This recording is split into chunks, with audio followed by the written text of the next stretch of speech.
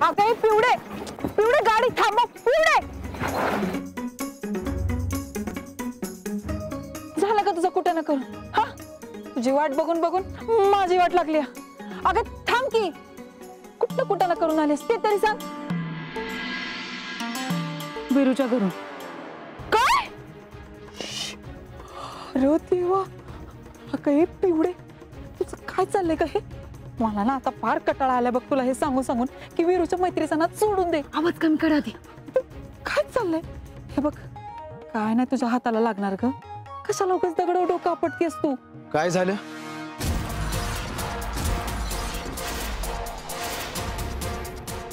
कुणी दगडावर डोकं आपटलं?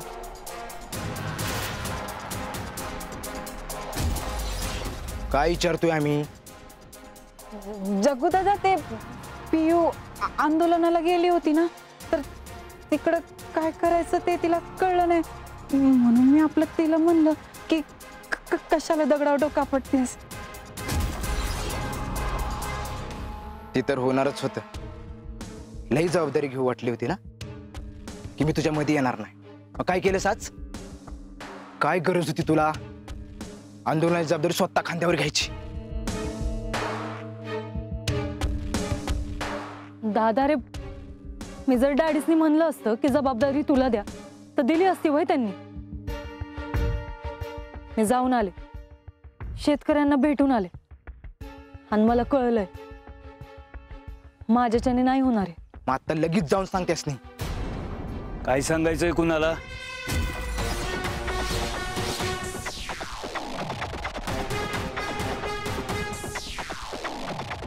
काय नाही डॅडी, ते दादा मला सांगत होता की आंदोलन असले की काय काय करायला पाहिजे. ज्यांना कळतं त्यांनाच विचारावं माणसांनी, नाहीतर सगळ्याचीच माती होती. त्यांना आमदारकीच्या निवडणुकीला आधीच माती खाल्ली ना, त्यांनी न बोललेलेच बरं. पडलो तरी इज्जत आहे आम्हाला, पण ज्यांना धड नीट उभा राहता येत नाही त्यांना कसले सल्ले विचारताय पिऊ तुम्ही? ठीक आहे, आमच्या मदतीशिवाय हे आंदोलन कसं यशस्वी करताना ते बघतोच आम्ही. काय करणार तुम्ही? काय करणार? ही असली धमकी आहे ना तुमच्या हाताखालच्या पोरांना द्यायची, आम्हाला नाही. ही धमकी नाही, ओपन चॅलेंज आहे. लई डावलले तुम्ही आम्हाला. आमची ताकद काय ना ते आता आम्ही दाखवतोच तुम्हाला. तुमच्या विरोधकांपेक्षा भारी पडणार आम्ही तुम्हाला, हे ध्यानात ठेवायचं. आमच्या घरात राहून आमच्याशी गद्दारी करायची असेल ना तर बाहेर पडायचं इथनं. तुमची हिम्मत कशी झाली आमच्या विरोधात जायची? चल डॅडी, काय करताय तुम्ही दोघांनी? हे घर आहे, पक्षाचं ऑफिस नाही. त्यामुळे 24 तास इथं राजकारण करणं बंद करा. डॅडी तुम्ही तरी, मी हात जोडते तुमच्या दोघांपुढे. या घरात राजकारणाला घेऊन भांडण बंद करा. कंटाळा आलाय मला तुमच्या दोघांच्या रोज रोजच्या भांडणाचा. आणि जर काही असंच चालत राहिलं ना तर एक दिवस मी घर सोडून जाईन इथनं. कधीतरी नेता म्हणून नाही तर बाप मुलावानी वागा. हे तुझ्या बापाला सांगायचं, आम्हाला नाही. आमच्याशी राजकारण खेळणं बंद करा. अरे दादा,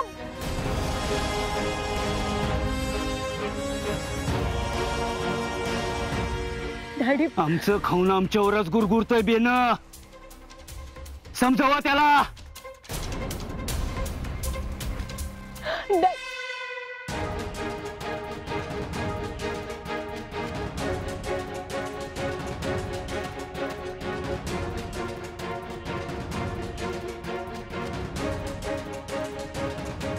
पिवडे आता दोघांनी कसं समजवणार ग तू? वैताग आलाय मला वैचू या दोघांच्या वागण्यात. दोघांच्या मध्ये सँडविच झालंय माझं. एकाला समजवायला जातो दुसऱ्याला राग येतोय. आता कोणाची बाजू घ्यायची मी ह्यामध्ये? अगं पिवडे तुझ्या घरी आधीच टेन्शन झालंय ग. त्यात तू बाहेर जाऊन अशी कुठं ना करतेस? काय गरज होती का तुला विरूच्या घरी जायची? हा, सगळं वेगळं आहे ग वैशे, त्याचा आणि याचा काही बी संबंध नाही. आणि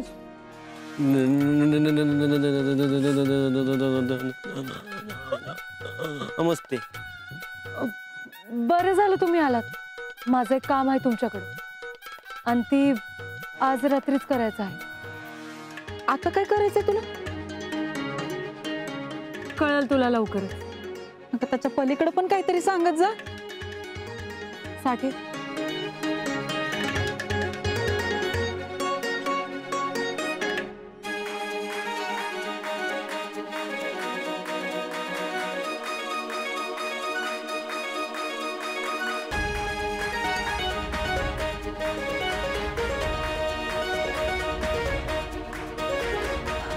अगं हे पिवडे, काय हे?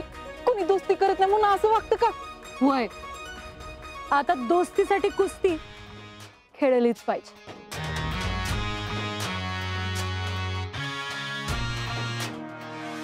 होय विरू भैया, ती अंकुशराव पाटलाची पोरगी तुमच्या घरी आलती होय? अरे नुसती आली नव्हती, माझ्यात आली आणि ठेचात गेली आहे ती. त्या पुरीचं काय करावं ना ते कळणं झालंय मला.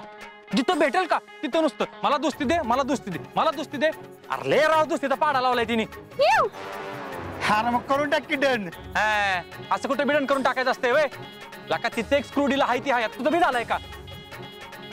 तुम्हाला सांगतो, ती आहे ना माफी कशी मागत होती माहितीये का? एकदम गुरमीत. आणि दोस्ती कशी दम दिल्यागत. हायला अशीने दोस्ती सोड, तिला कोण बडीशोप बी द्यायचं नाही. हार पण फार वाईट टाकायला त्या पुरीचा. अरे वे रे, एवढं वाईट आहे काय त्यात? तू समजतोस ना, एवढी पण वाईट नाही ती पोरगी. तुझंच काहीतरी चुकत असणार आहे फिक्स. होय, माझंच काहीतरी चुकत असेल वय. काय बेट्या बोलतोयस तू? हा, आणि तुला लय पार घे रे तिची. दोस्त माझाच का तिचा? बघ की पोरगा कसला येतो याला तिचा. अरे काय चुकीचं बोलतोय ना ग्या? अरे अंकुशराव पाटलाची पोरगी असून ती एवढं नमतं घेती, मग मनानं किती रॉयल असेल विचार कर. अरे तुमची विरोधक असून सुद्धा तुमच्या घरात घुसली. अरे लय डेअरिंग बाज पोरगी आहे ती. अरे तू वाघ असला ना तरी ती वाघीन आहे, वाघीन. अरे लय भारी दोस्ती होईल तुमच्यात. ए, तुम्हाला आधीच सांगितलंय ना मला त्याची दोस्ती बिस्ती काय करायची नाही म्हणून. मला हीच कळणं झालंय, तुम्ही माझे दोस्त आहे का दुश्मन रे? हा, असं विरोधकांना जाऊन मिळालाय. मला खरं सांगा बरं का, तुम्हाला तिने 500 रुपये दिलेत ना? हा, तिचा एवढा पुळका येतोय तुम्हाला? ठरव, तुम्ही बसा तिचा गुणगान गात, मी चाललो. अरे वीर्या, अरे वीर्या नाही काय बोलत, थांबे. चिडल्या ना लाका ती. काय काय गरज होती, काय गरज होती त्या पोरीचा विषय काढायची? नेत्तीला पिल्लांदा आधी. तुम्हाला लाका चापकाचे फटके दिले पाहिजेत, तुडावला पाहिजे एकदा. ए ना घ्या, जरा थंडी घे. एवढे वेळ तूच त्या पोरीची कड घेत होतास, मला सांगतोय. विरोबायाला काय आपण समजवू, पण त्या पोरीचं काय? ती ग बसणारातली नाही. होय, ही पोरगी विरूभाईच्या दोस्तीसाठी काय ना काय तर कांड नक्कीच करणार. हा, व्हायला का असं बी होऊ शकत.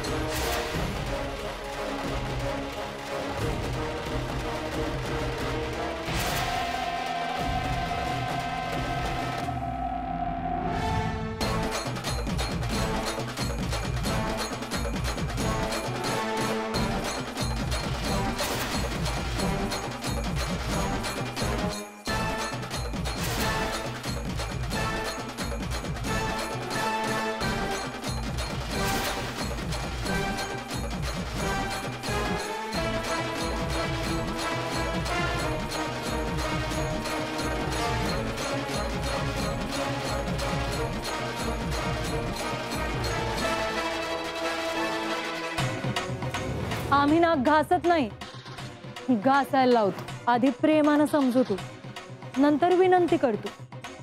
आणि तरी बी समोरच्यानं नाही ऐकलं ना तर डायरेक्ट उचलून नेतो. हे असलं नाक घासणं बिसणं ना आमच्या रक्तात नाही. तुम्ही असाल झेडपी अध्यक्ष, पण मी बी अंकुशराव पाटलाची पोरगी आहे.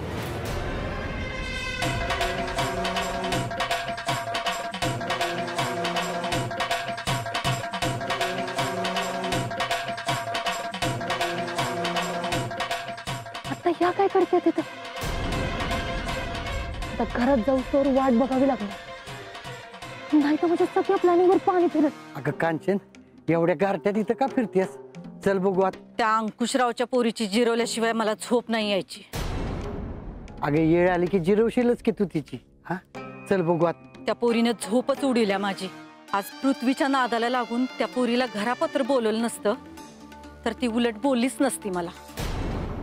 हे सगळं आपल्या पृथ्वी आणि निशामुळे झालंय. अगं कांचन, तू एवढी पट्टीची राजकारणी, स्वतःच्या हिमतीवर झेडपी अध्यक्षाचं पद मिळवलंस आणि विरोधकाला चारी मुंड्यात चित कसं करायचं तुला बरोबर कळतं. तरी मी तू ह्याच्या सांगण्यात कशी काय आलीस? तीच तर कळना ना, अशी कशी मी माती खाल्ली. आज त्या नवरा बायकोनी असं काय माझ्या डोक्यात भरवलं ना, मला विचार करायला वेळच मिळाला नाही. बर जाऊ दे, तू त्याच्यावर आता जास्त विचार करू नको. चल बघू आत. अगं थंडी किती वाजते? थंडीपेक्षा त्या पुरीचे शब्द लागलेत माझ्या मनाला. माझ्या समोर आज पतोर मान वर करून बोलायची कुणाची हिम्मत होत नव्हती, ते आज ही पोरगी मला दम देऊन गेल्या. ती परत कधी माझ्या तावडीत घावायला पाहिजे.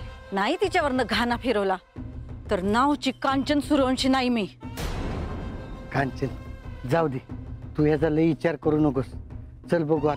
तू हा विषय सोडून दे आता. कसा सोडून देऊ? मी बदला घेतल्याशिवाय माझ्या डोक्यातनं जाणार नाही हा विषय. हे सगळं ह्याच्यामुळे झालंय. माझी झोप मोडून स्वतः कसा साहेबासारखा घोरत पडलाय बघा. अगं कांचन, काय बी झालं की त्याच्यावर ढकलायची गरज आहे का? हा आता त्यानं काय केलं? तुम्हीच तर त्या पोरीला बोलवायला सांगितलं होतं ना. आली का त्याची माया? घ्या त्याचीच कड घ्या. हे सगळं त्याच्यामुळे झालंय. त्यानं शान खाल्लं नसतं ना तर हे सगळं झालंच नसतं. आधीच तो अंकुशराव बॅनरला शान फासलं म्हणून माझ्यासमोर शानपणा करून गेलाय आणि आता ही त्याची पोरगी. ते काय नाही, आता पाणी लई गळ्यापतोर आलंय. मी शांत बसणार नाही. जे काय व्हायचं ते होऊ दे. वीर्या, ए वीर्या उठ. अगं त्याला कशाला उठवतेस? अगं झोपलाय तो. तू पहिलं शांत हो बघू. चल उद्या सकाळी आपण त्याच्याशी बोलू. तू पहिलं आज चल बघू. चला. हा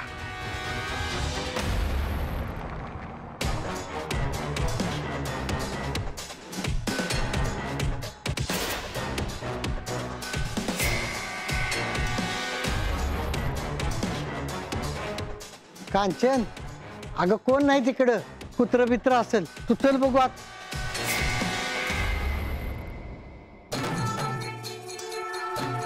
कांचन अगं चल आत.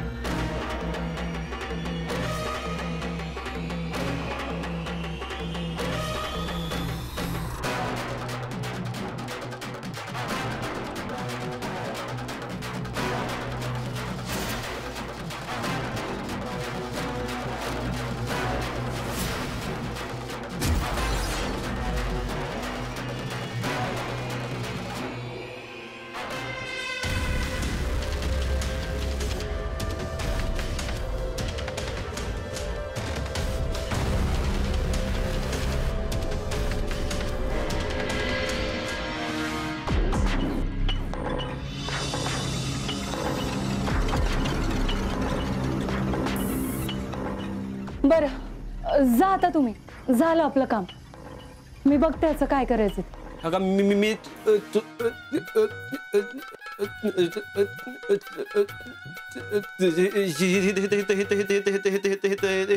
तुमच्या मदतीचे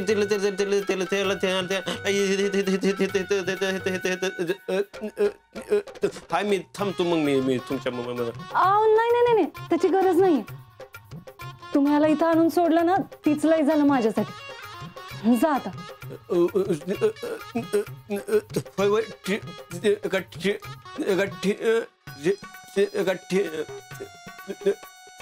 ठीक आहे तुम्ही परत काय काम असलं की सांगा मग तुम्ही मग. होय नक्की सांगेन. जा आता. Okay okay.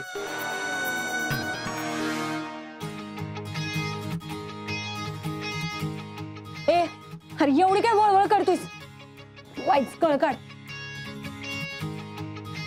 थांब सोडती तुला.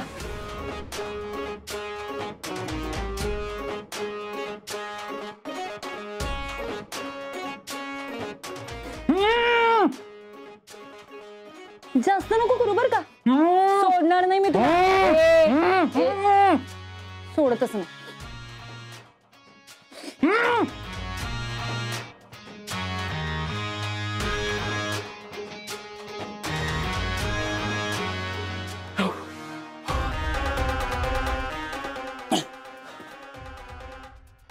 डोक्या पडलास का तू?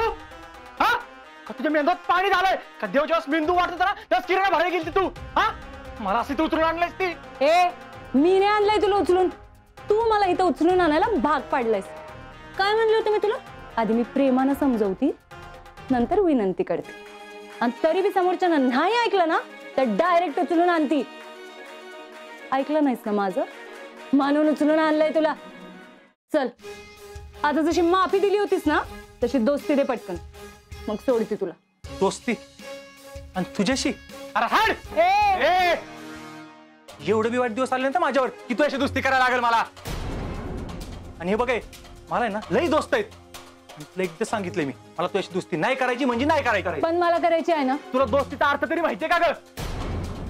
दोस्ती ना कमवायची असते, अशी वडून तरुण एखादं लादण्याची गोष्ट नाही. ती जीवाला जीव लावणारी आणि मित्राच्या आनंदात त्याला डोक्यावर घेऊन मिळणारी असती ना, ती असती दोस्ती.